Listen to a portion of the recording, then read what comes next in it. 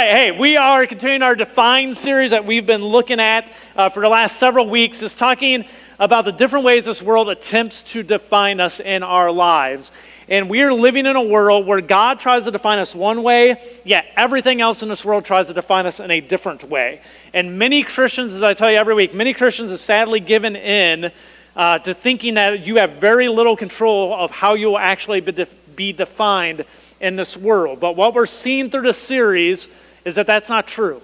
That we actually have quite a bit of control of how we will be defined in this world in the years that we live here.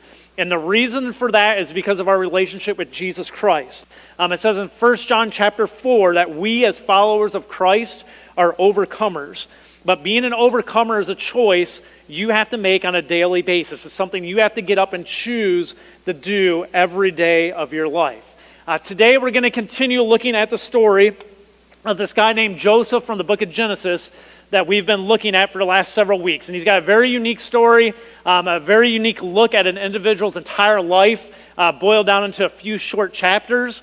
But that's what we've been looking at. And the first way we saw him was for the first 17 years of his life, he was hated by all of his siblings, and they hated his guts. They called him all sorts of different names to the point that they wanted him dead. And what we saw in the first part of his life is simply this: in spite of how they all tried to define him with their names and everything else and just putting him down day after day, he still chose to be defined by how God saw him. And he made that conscious decision on a daily basis. We saw shortly after that those same brothers end up beating him, throwing him into an empty well, and then selling him as a slave to Egyptian slave traders as they went through their territory. And again, what we see from Joseph is he chooses to choose his faith and trust in God, continue to be a man of integrity and live that out in his life, rather than being defined by the circumstances he found himself in, which are very unfortunate at that point. Last week, we saw a 27-year-old Joseph, and you might be going, wait, I thought he was 29 last week. Well, as I was doing my research this week, I realized I was 2 years off for the first 3 weeks. So I've changed all the dates, and I wasn't going to tell you and just keep going on. But I know you're very sharp people, so I wanted to be honest with you this morning, all right? Because I know you're very highly intelligent who hinge on every word I say here. So I knew you would catch that little change. But anyways, here's the deal. Last week, he's a 27-year-old. He's been in prison now for 8 years, but he starts to have incredible success, even though he wasn't in prison as a slave.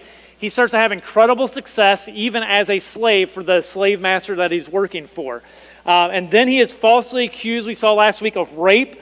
And he's thrown into prison simply for resisting the advances of a married woman. So his master's wife wants him to basically have an affair with him, and he keeps saying, no, I can't do this because of my relationship with God. I can't make that decision.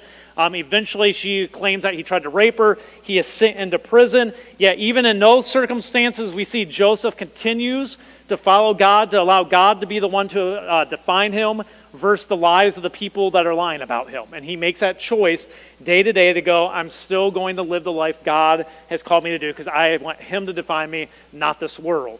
Today, we're going to see a 27-year-old Joseph. This is where we start off.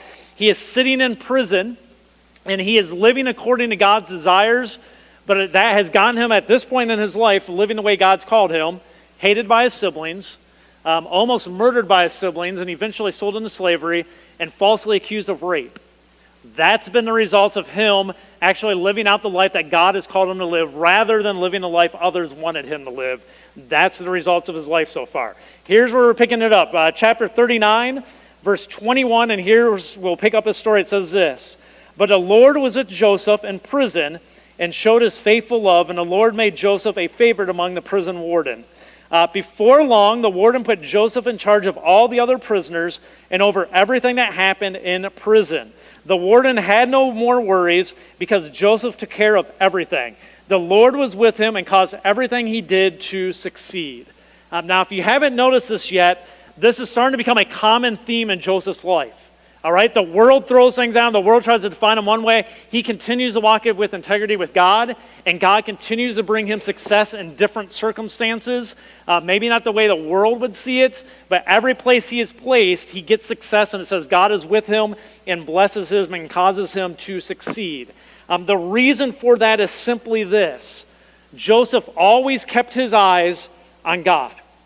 He always kept his eyes on, how do I serve God today? How do I live the life he's called me to do? Rather than looking to the world to find his validation.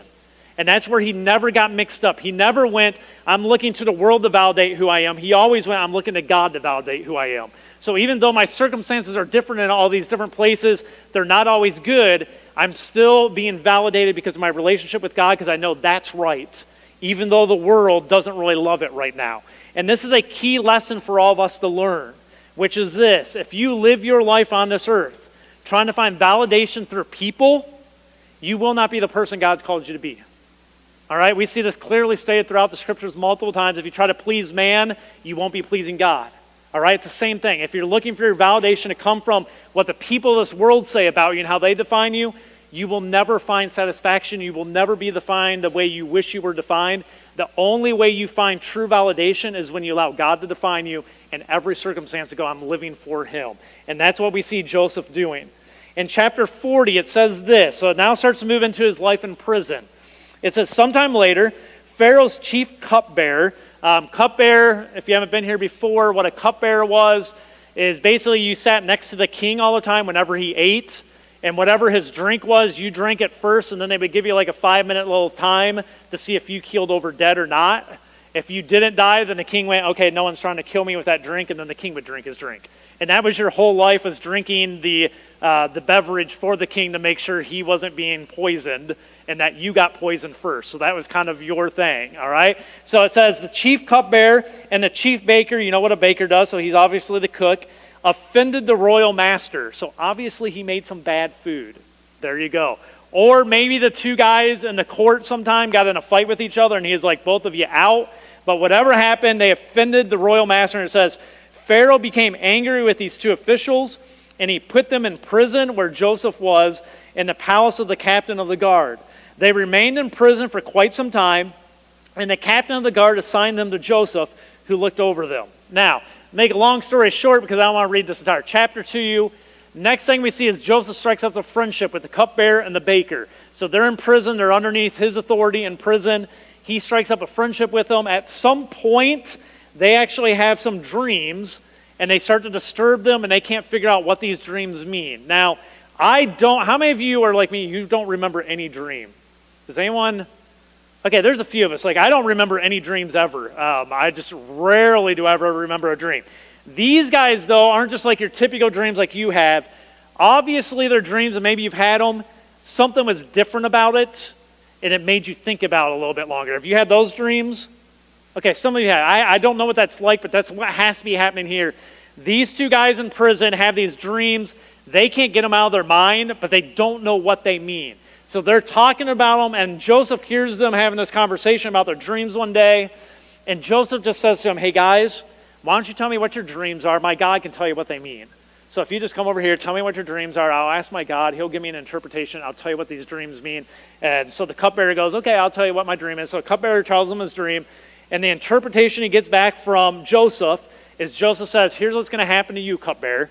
In 3 days, Pharaoh's going to request you back in his court, and he's going to forgive you, and he's going to put you back into your position, and everything's going to be fine, and you get your life back. You're going to be out of prison, you're going to be freed.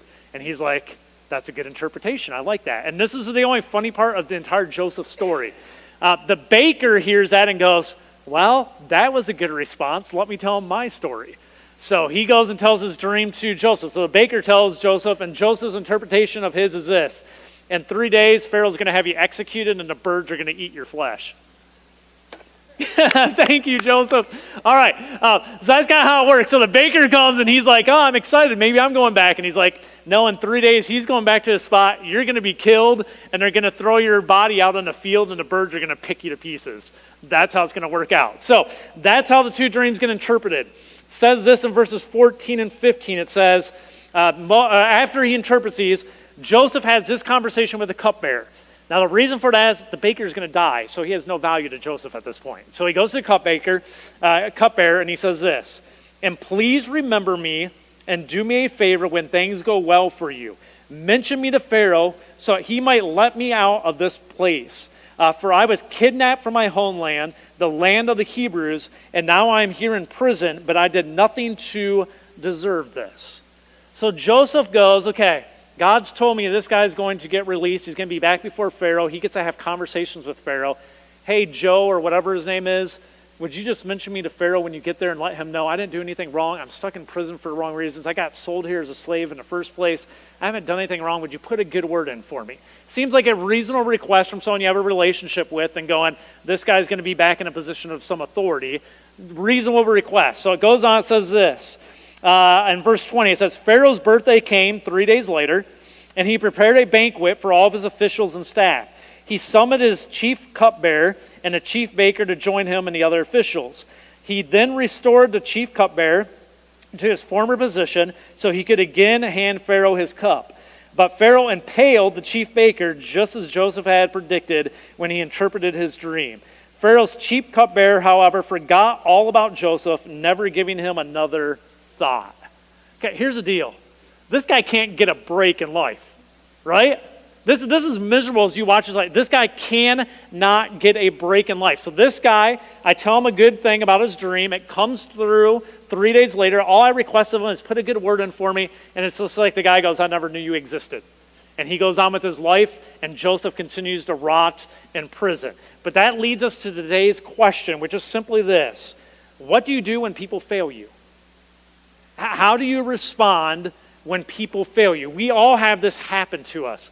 Maybe your parents, maybe you have a dad or something walk out on you when you were a kid and going, how do you respond to that failure of that person in your life? How do you respond to it? Maybe it's friends.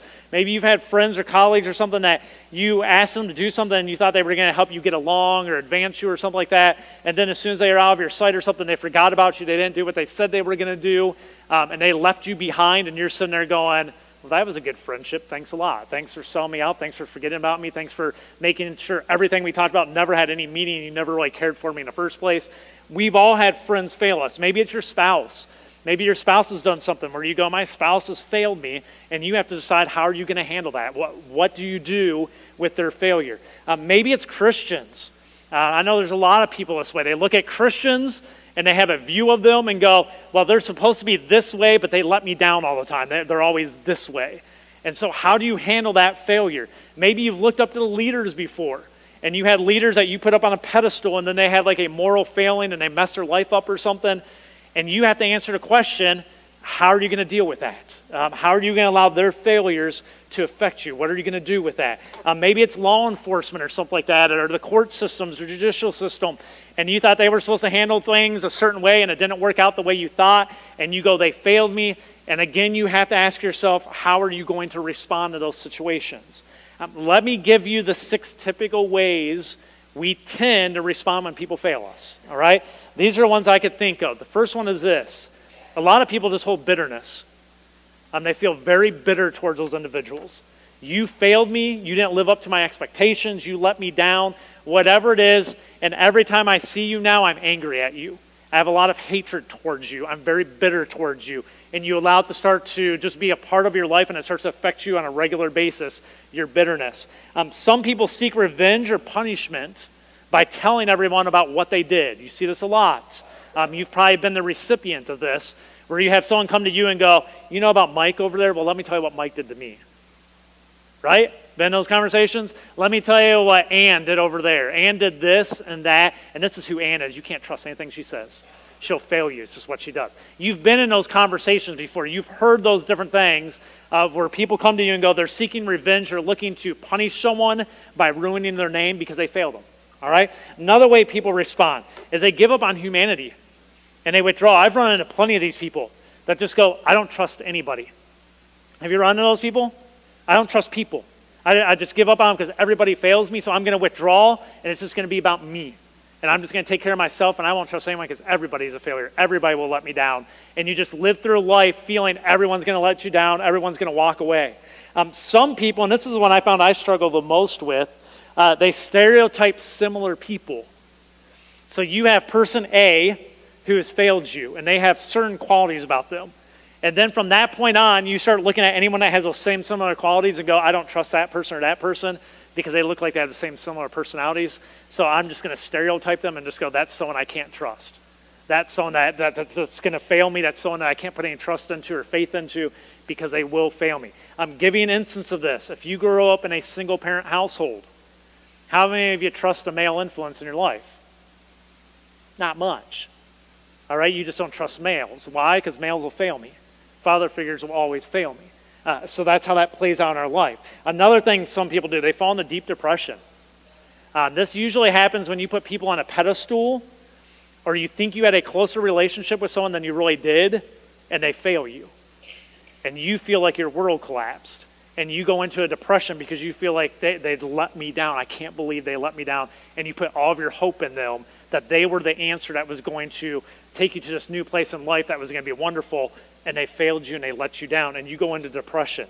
The last one I could think of is this, is sometimes we overinflate the situation.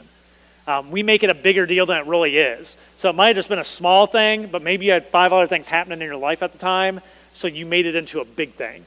And so you overinflate the instance of failure, you overinflate what they did to you, and you start to have, once again, that leads back to bitterness and anger and hatred towards a person. Here's the thing. We have to make a decision when people fail us of what we will do. And that is basically, will we allow their failures to define us, or will we choose another way? You can choose to allow other people's failures to paralyze you and change the course of your life. You see it every day. People who live with their life being dictated because of other people's failures in their life. Or you can choose to continue to follow being the person God has called you to be, and you can just move on with your life and go, hey, that was just something that happened in the past, and I'm going to continue walking with God. You have a choice of which you're going to do. Joseph is going to choose the route of this, which he always does. He's going to choose the route to be the man God's always called him to be. Here's what we see. In chapter 41, verse 1, it says this. 2 full years later, Pharaoh dreamed that he was standing on the bank of the Nile River. Next thing, to make the story shorter again, he has this dream. He doesn't know what they mean. And so he starts asking all of his wise men and his dream interpreters to give him an account of what this dream means. And nobody can give him an answer. So he's very disturbed by this. He's desperately looking for an answer. And that leads into verse 9 where it says this. It says, finally, the king's chief cupbearer spoke up. Today I have been reminded of my what? My failure. All of a sudden, 2 years later, it's like a light goes off in his head, and he goes, oh, I forgot about Joseph. Okay, and it says, I was reminded of my failure, he told Joseph. And what he does at that point is he goes, hey, Pharaoh, I really messed up. There was this guy back in prison that I was with. While I was there, me and the guy you executed and let the birds eat, we were both in there and we had dreams, and he told us that's what you were going to do days ahead of the time that you did it. He interpreted his dreams perfectly. Every word he said came true, and he can interpret dreams. So Pharaoh at that point goes, okay, let's send for him. So we pick up in verse 14. It says this, Pharaoh sent for Joseph at once, and he was quickly brought from the prison. After he shaved and changed his clothes, he went in and stood before Pharaoh. Then Pharaoh said to Joseph, I had a dream last night, and no one here can tell me what it means, but I've heard that when you hear about a dream, you can interpret it. Now this part is fascinating, his next comment, all right? Here's what it says. He says, it is beyond my power to do this. Joseph replied. I know you can read what's up there because it's already up there, but let me just stop for a second. He says, it is beyond my power to do this. Even in this moment, Joseph didn't make it all about him. Okay? Guy comes and says, I've heard you can do great things. Okay? Joseph could have elevated himself and said, absolutely I can. What do you need? All right? He's been in prison. He's been falsely accused of rape. He's been sold into slavery. This is my shot. I'm before Pharaoh, and I can help Pharaoh. I can get a huge reward for this. And Pharaoh says, can you tell me the dream? And he says, well, actually, it's beyond my power to do this. I can't do it. Then he says, but God can tell you what it means and set you at ease. So next thing you see is Joseph goes, I can't, but let me elevate God here. My God, who I serve and who I'm worshiping, he can tell you, and he'll put you at ease. So you tell me your dream, I'll tell you what it means because my God will give me the interpretation of it. You see, Joseph is still the same man he's always been. He's a man dedicated to following God's path for him in his life, and he's a man confident in God's power in his life. And because of that attitude, he never made life about him, but always made God the centerpiece of his life, the way he was living. Very interesting with Joseph. You'll never see in his account and his story about elevating himself, of making himself wonderful and praised and drawing attention to him. Everything he does in every circumstance always brings praise to who? God. Everything, in every situation he's in. And that is the key to preventing other people's failures from defining and controlling your life. When you keep God at the center of your life, you learn that people's failures aren't going to be the defining moments of your life. When you keep God at the center, they're not always going to be pleasant moments. Let me just tell you here for a second. God does not promise that he's going to keep people from failing you. God doesn't promise you that he's going to prevent you from going through tough times or painful times. In fact, we see in the scriptures you will go through those things because we live in a sinful, fallen world. But what we do see here is simply this, that those things will not define your life. They're not going to be pleasant. Just like Joseph, these things are not pleasant he's going through. But you will start to understand they're just moments in your story, and that it's God who will be the one who finally is the author of your book. And that's key.